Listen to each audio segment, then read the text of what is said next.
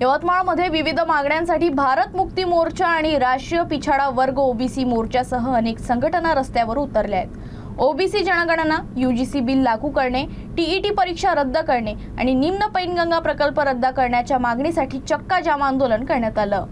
यवतमाळ शहरात विविध मागण्यांसाठी भारत बंद अंतर्गत चक्का जाम आंदोलन करण्यात आलं।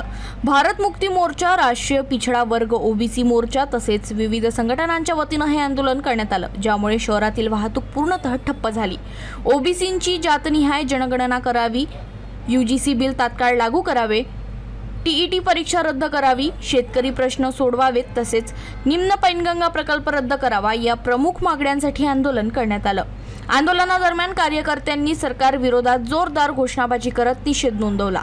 यावेळी विविध सामाजिक संघटनेचे पदाधिकारी आणि कार्यकर्ते मोठ्या संख्येने रस्त्यावर उतरले होते। या चक्का जाम आंदोलनामुळे शहरातील प्रमुख मार्गावर वाहतूक काही काळ पूर्णतः ठप्प झाली होती। दरम्यान सरकारनं मागण्यांवर सकारात्मक निर्णय न घेतल्यास यापेक्षाही तीव्र आंदोलन करण्याचा इशारा आंदोलनकर्त्यांनी दिला आहे।